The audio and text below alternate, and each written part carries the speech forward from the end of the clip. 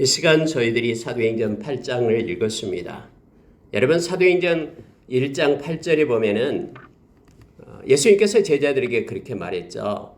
약속하신 성령을 기다리라라고 말하면서 성령이 너희에게 임하시면 너희가 권능을 받고 예루살렘과 온 유대와 사마리아와 땅끝까지 이르러 내 증인이 되리라, 이렇게 주님께서 말씀하셨잖아요.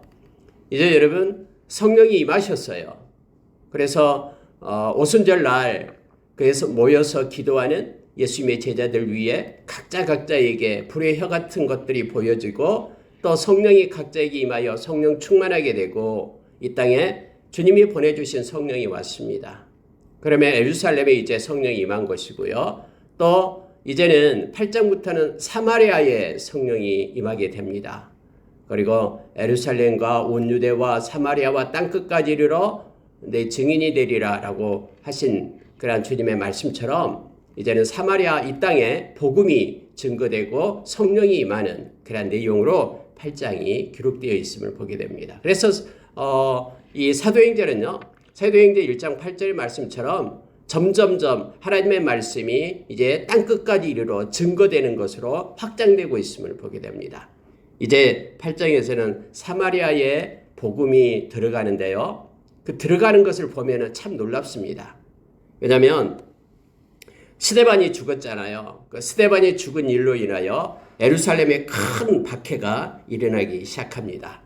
그래서 성경에 보니까 그날에 예루살렘에 있는 교회에 큰 박해가 있어 사도 외에는 다 유대와 사마리아 모든 땅으로 흩어지니라, 이렇게 되어 있잖아요. 결국은요, 예루살렘에 큰 박해가 임했습니다. 여러분, 우리가 삶을 살다 보면은 여러 가지 고난과 또 박해가 옵니다. 이번에 코로나19도 역시 큰 박해, 핍박 중에 하나죠. 고난 중에 하나죠. 그런데 하나님께서는 이 모든 것들을 주관하고 계시고 하나님인 이 모든 것들을 또한 사용하셔서 하나님의 뜻을 이루고 계심을 우리는 기억해야 됩니다. 코로나19로 인하여 만약에 한 사람이라도 이것은 사람의 손으로 할 수 없어. 하나님은 살아계셔. 그러니까 우리가 하나님께 회개해야 돼. 해서 하나님께로 돌아오는 사람이 있다 그러면은 이 코로나19는 그 사람에게는 은혜입니다. 그리고 그 사람은 생명을 얻는 기회가 되는 것입니다. 여러분, 여기에 지금 예루살렘에 박해가 일어났어요. 아니, 하나님 잘 섬기는 하나님의 백성들이 또 있는데 많은 사람들이 이제 예수를 믿고 돌아오는데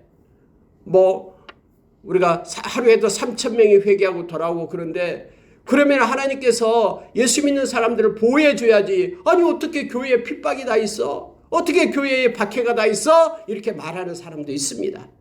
그런데 여러분, 그렇지 않습니다.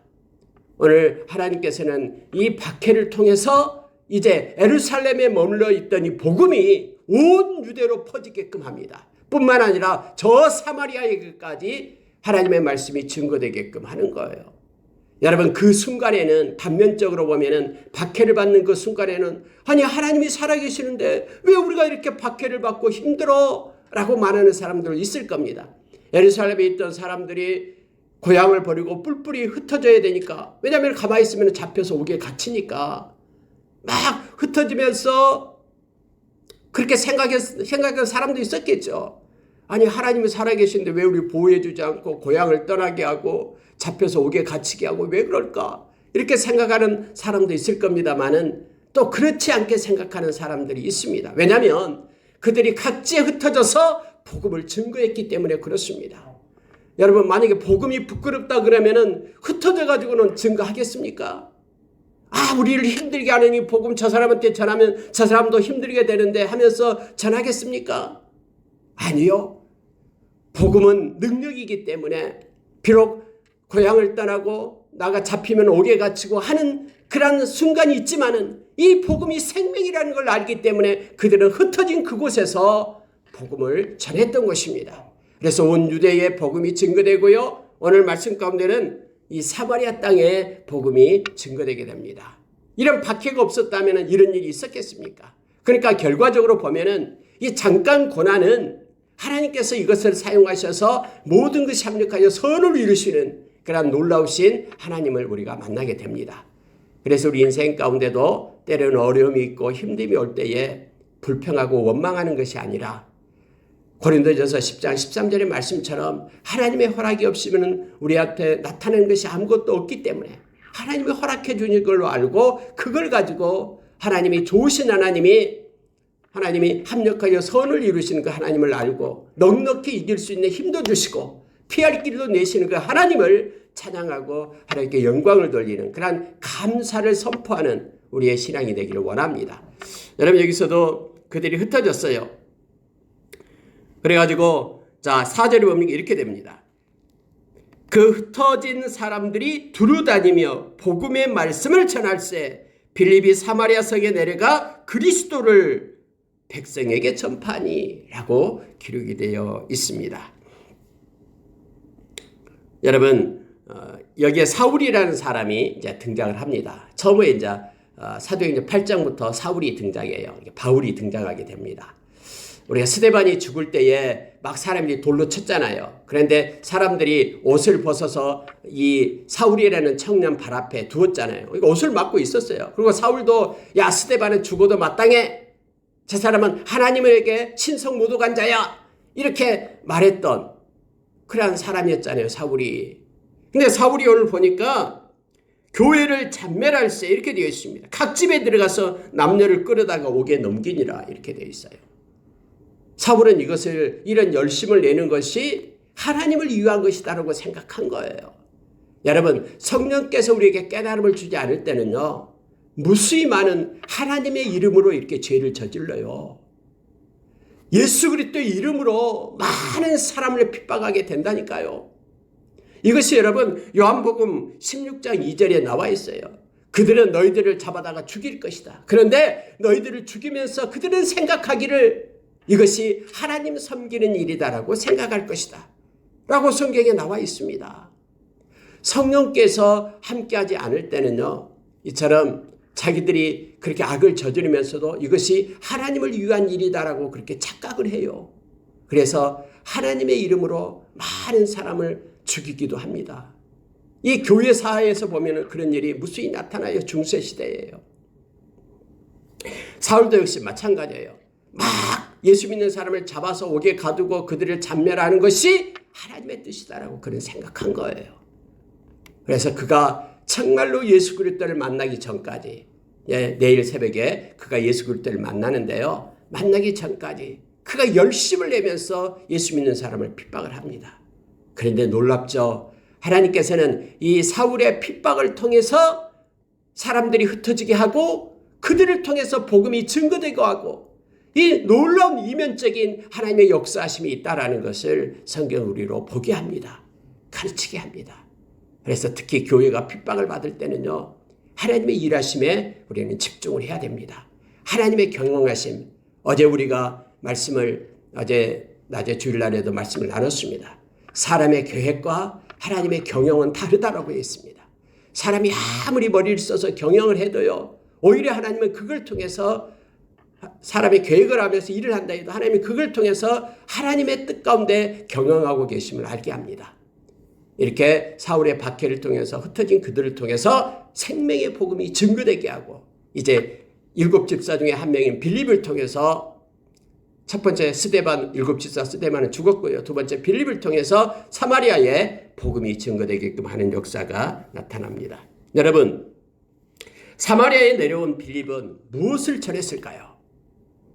무엇을 전했을까요? 이 복음을 증거했다라고 오늘 두루다니며 복음의 말씀을 전할세 이렇게 되어 있잖아요. 복음이다 그러면은 우리가 잘 알다시피 십자가가 핵심입니다. 복된 소식. 죄는요 없어지지 않는데 온전히 십자가에서 예수님께서 죽으심으로 그 보혈로 인하여 모든 죄가 사함 받았다라는 이런 놀라운 복된 소식. 그래서 십자가를 전하는 것이 복음입니다. 뿐만 아니라 예수 그리스도는 살아나셨다. 그분은 죽으신 하나님이 아니라 살아나셔서 우리에게 영원한 생명을 주시고 부활의 모습으로 함께 하신다. 우리도 역시 예수님처럼 부활하게 될 것이다. 라는 이 놀라운 소식. 이 영원한 안식에 들어간다라는 부활의 소식. 그리고 지금도 살아계신 예수 그리스도의 영이신 성령님이 우리와 함께하며 우리와 동행하며 우리가 구원받는 자의 보증이 되며 그래서 영원히 함께하시는 그 성령의 하나님, 하나님의 살아계심, 이것을 증거하는 것이 복음임을 고린도전서 15장에서 우리에게 가르쳐주고 있습니다. 빌립이 내려가서 복음을 증거했다고 얘기합니다. 빌립은 사마리아 성에 내려가 그리스도를 백성에게 전파했다고 얘기합니다. 여러분, 예수 그리스도를 전하는 것이 복음입니다.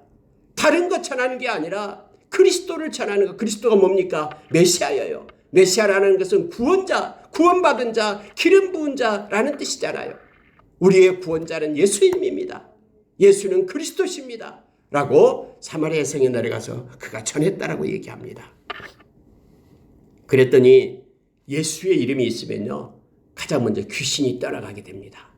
예수 이름의 권세, 우리가 마가복음 16장 18절에서 믿는 자에게 이런 표적이 따르려니 내 이름으로 귀신을 쫓아내며, 예수의 이름이 증거되는 곳에 귀신이 떠나갑니다. 많은 사람에게 붙었던 더러운 귀신들이 크게 소리를 지르며 나가고 또 많은 중풍병자와 못 걷는 사람이 나오니 그 사이에 큰 기쁨이 있더라 라고 성경은 말합니다. 예수의 이름을 전하니 예수의 이름의 권세 때문에 악한 자가 떠나가게 됩니다.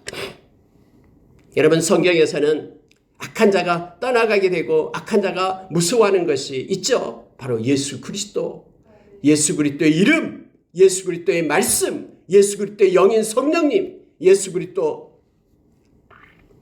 그분의 보혈. 그래서 예수님의 보혈, 예수님의 영이신 성령님, 예수님의 말씀, 이것이 악한 자를 이겼다라고 성경은 말해주고 있습니다. 골로새서 3장 17절의 말씀처럼 그래서 너희들은 말에나 일에나 모든 말에나 일에나 그리스도의 이름으로 하라라고 합니다. 그리스도의 이름은 권세가 있기 때문에 그렇습니다. 저와 여러분에게 그리스도의 이름의 권세를 입혔습니다. 이 세상에 살아갈 때에 예수 그리스도의 이름으로 사는 저와 여러분이 되기를 예수님의 이름으로 축복합니다. 여러분, 그 성에 시몬이라는 그런 마술쟁이가 있었습니다. 이 사람은 마술을 부려요. 그러면서 스스로 자기가 나는 큰 자다.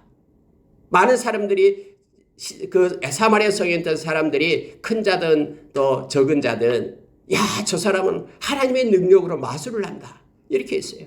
근데 여러분, 이건 사람이 속이는 눈속임이 마술이고요. 근데 그 성에 이 빌립이 와서 예수의 이름을 외치니까는 귀신이 막 벌벌 떠면서 떠나가고 중풍병자 또 병자들이 막 낫고 하는 역사가 일어나잖아요. 그러니까 시몬이 깜짝 놀라는 거예요. 지금까지 본 일이 없는데. 그래서 시몬도 역시 자기도 예수 믿겠다고 세례를 받습니다. 가짜로 믿겠다고 세례를 받는 거예요. 그러면서 이제는 빌립을 따라다녀요. 그리고 빌립이 하는 것 보고 놀라는 거예요. 자기는 속여서 마술을 하는 거지만은 빌립은 진짜 그 안에 성령님이 계시거든요. 그래서 놀라운 역사를 행하시거든요. 그런데 이러한 빌립이 다음에 이제 어떤 일을 행하냐면요, 참 우스워요.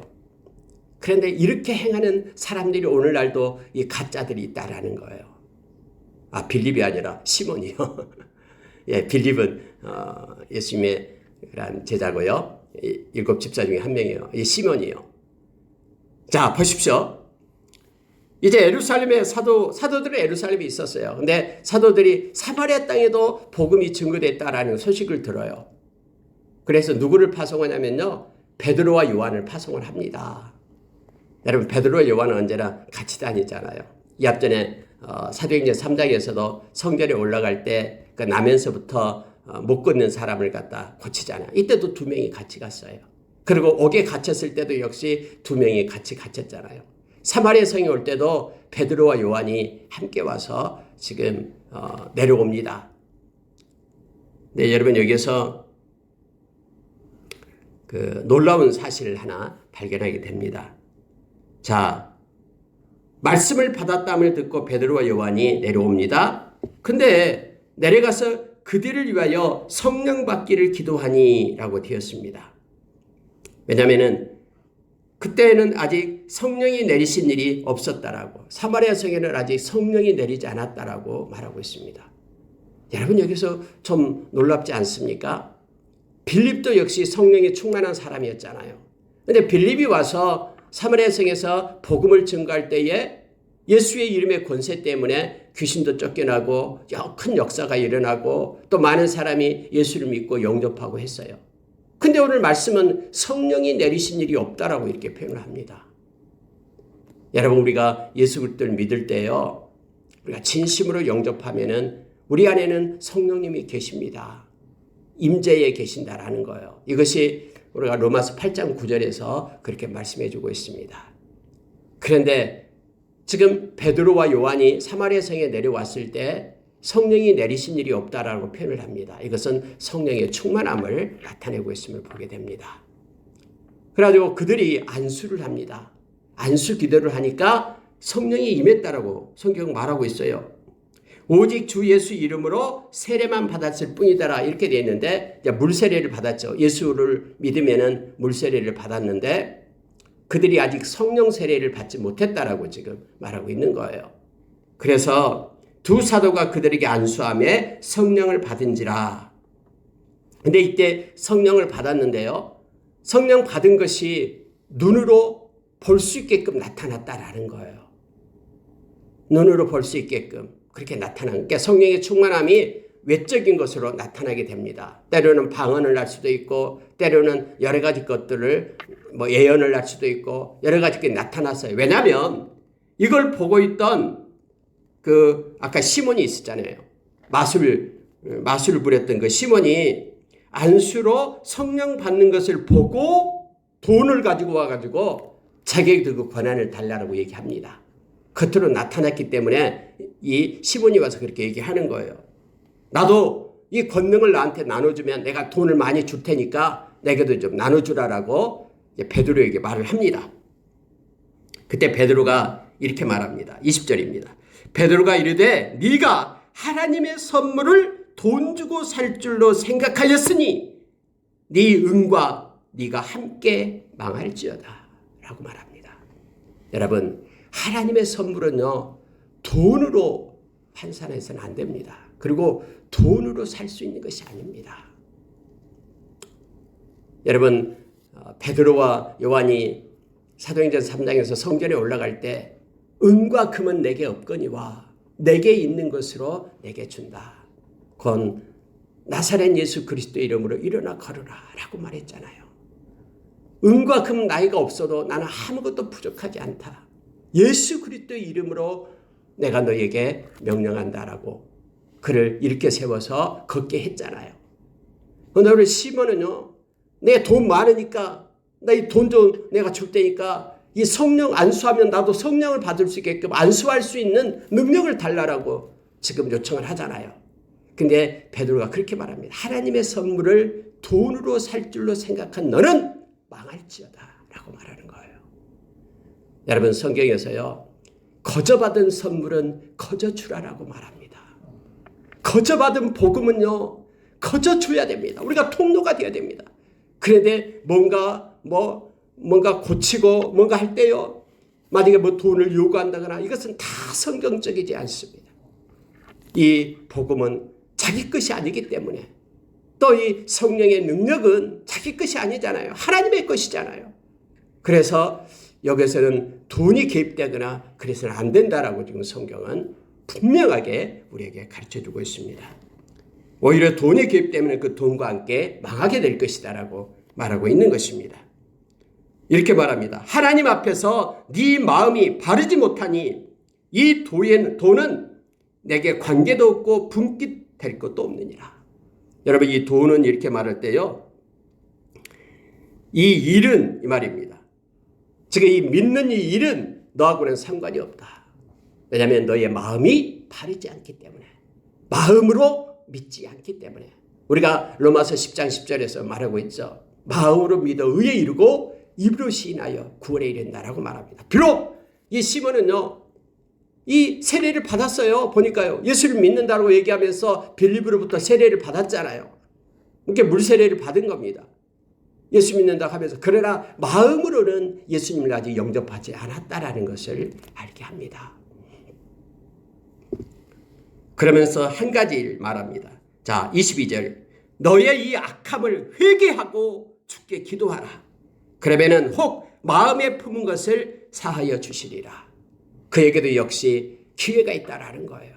회개하고 마음에 품었던 이 악한 것을 회개하고 하나님 앞에 나오라. 그러면 하나님께서 정말로 네가 회개한다면은 사하여 주실 것이다. 그러니까 빌립이 그렇게 말합니다. 나를 위하여 주께 기도해 주셔서 지금 당신이 말한 것이 하나도 내게 임하지 않게 해 주십시오.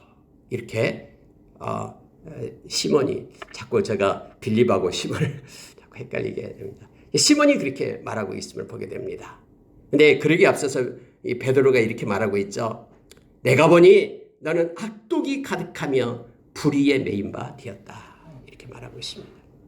여러분, 베드로 사도는요, 성령이 충만해서 이 앞전에 사도행전 6장에서도 역시 그렇게 사도행전 6장, 사도행전 5장에서도 성령 충만한 베드로, 이 사도행전 1장부터 8장까지는요, 베드로가 지금 주체가 되어서 이렇게 말씀을 이렇게 쓰고 있고요. 베드로의 사역이 나타나고 있잖아요.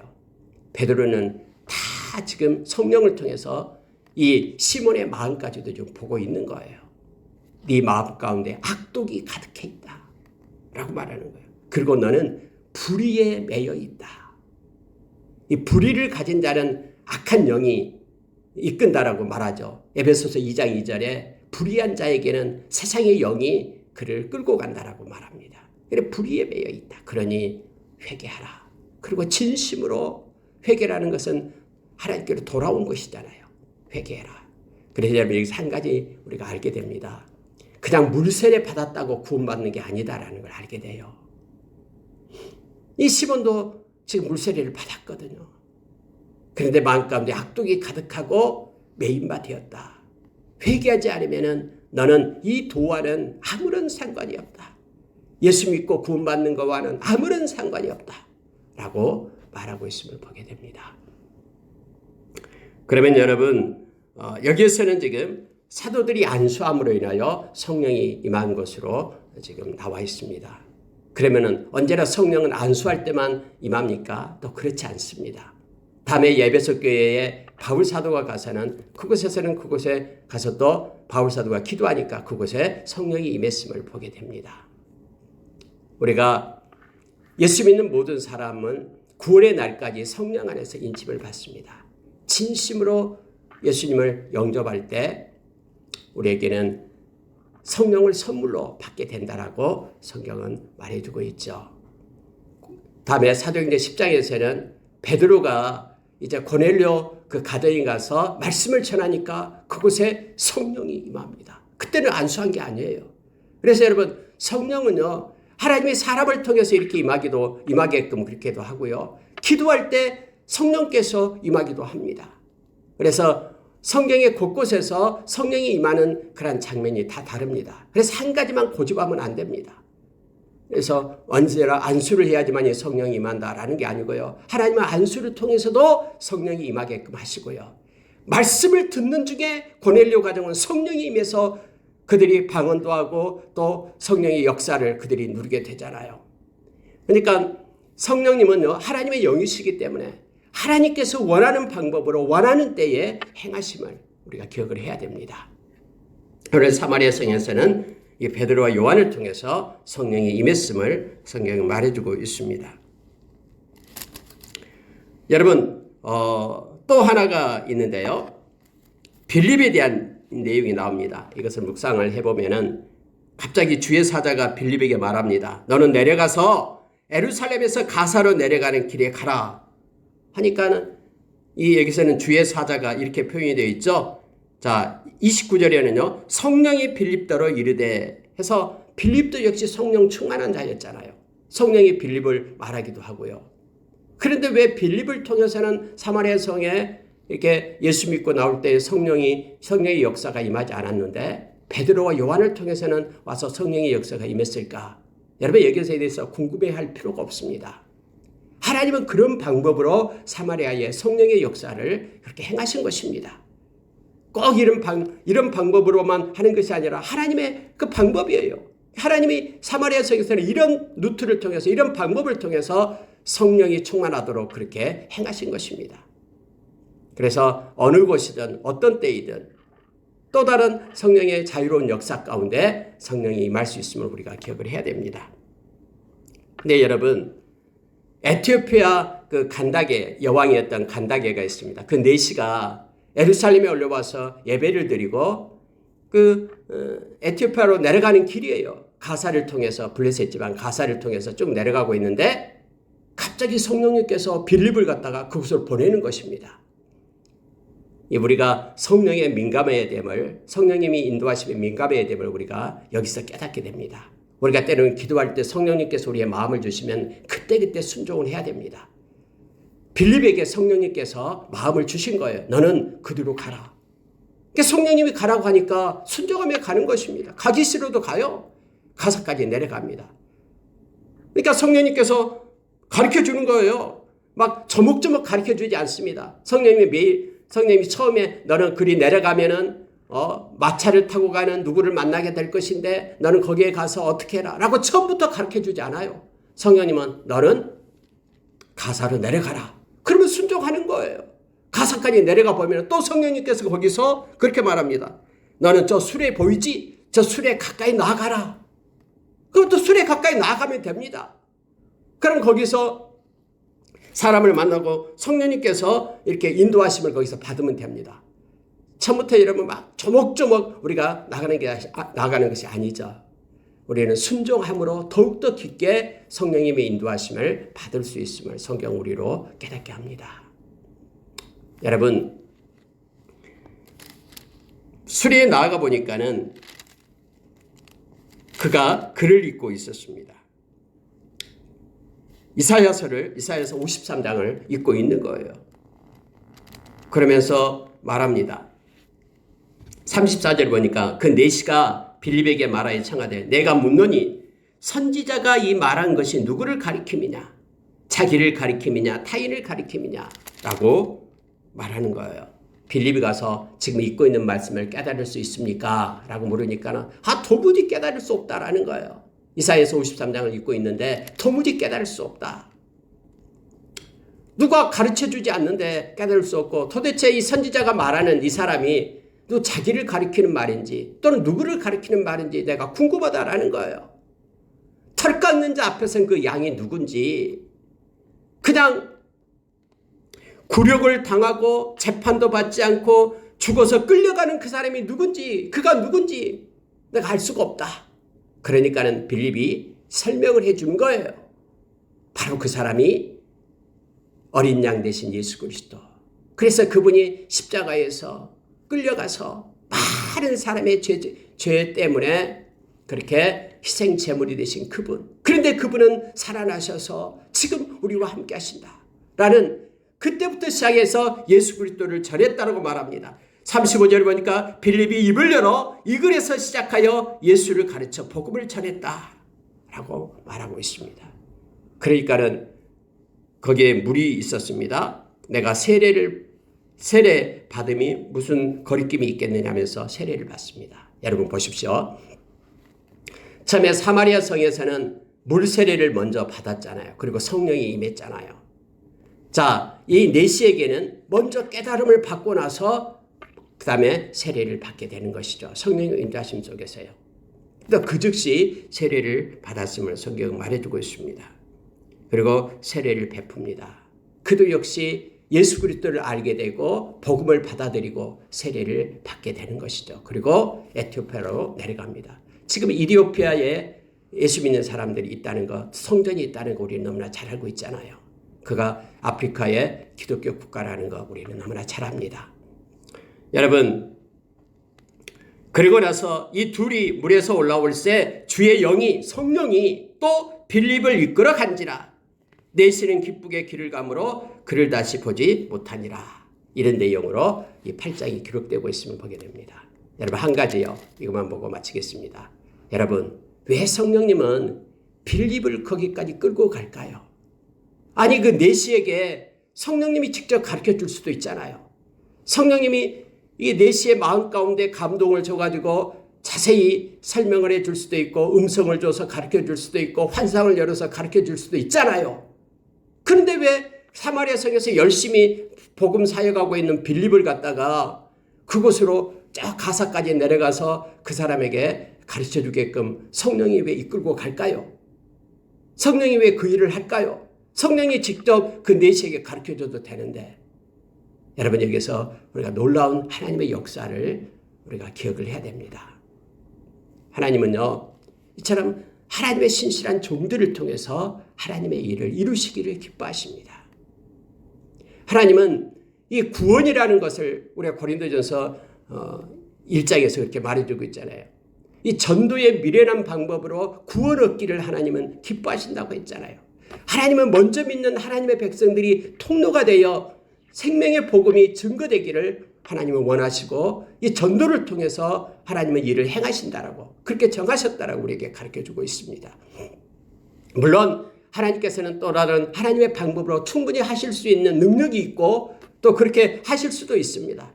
그러나 하나님은 이와 같은 방법으로 먼저 믿는 성령 충만한 하나님의 백성을 통해서 생명의 복음이 증거되고 그리고 또 부흥의 역사가 일어나기를 그렇게 원하시고 계시는 하나님이심을, 우리 주님이심을 이 말씀을 통해서 우리가 기억하기를 원합니다. 성령님께서는 이 빌립을 사용하셔서 내시에게 말씀을 증가하게 하고 깨달음을 주고 또 세례를 주어서 그로 하여금 복음 증거자로 다시 세웁니다. 그도 역시 에티오피아에 내려가서 하나님의 사람으로서 섰을 겁니다. 그러니 지금까지 에티오피아가 하나님의 그러한 복음을 전하고 기독교 국가로서 아프리카에서 세워져 있음을 우리는 너무나 잘 압니다.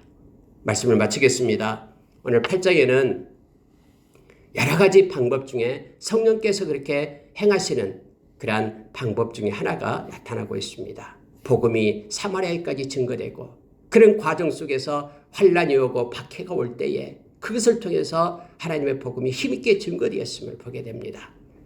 아마 오늘날 코로나19로 인하여 많은 이들이 주께로 돌아왔을 것입니다. 그리고 하나님은 또 이것을 통해서 하나님의 또 다른 일을 행하시고 있음을 우리는 기억하기를 원합니다.